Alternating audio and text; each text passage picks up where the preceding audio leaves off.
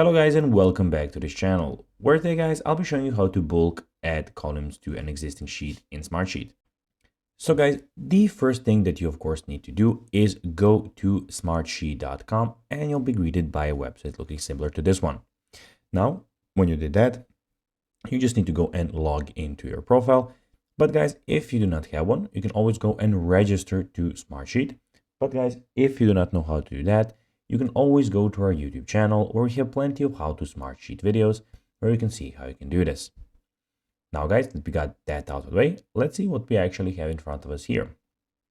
So as you can see here, we have the Smartsheet website where we can go and start from the home screen. So here we have some things that are suggested for us. So we can go and create a new Smartsheet here.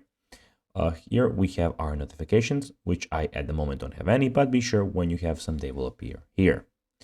Here you have your folders, so you can browse here from your work apps, sheets, workspace, and deleted items.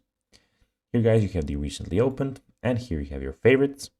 And guys, here you have, as you can see, just a second, it's loading. So you have your name. So just one thing guys, all the information that I am entering here is basically fake because for the sake of this video. So here you can search for work apps, share with you, recently updated. And here guys, you can go and see some new templates that you can add. And lastly, here you have all the information about your account in one place. Now guys, let's see how to bulk add columns to an existing sheet in Smartsheet. First of all, you need to go in and pick a sheet, then highlight the number of columns you'd like to insert. Then hover your pointer over the column header of any column highlighted, select column menu. In the select menu, select insert X column left or insert X column right. And guys, that will be everything for this video. I hope that you found this video informative.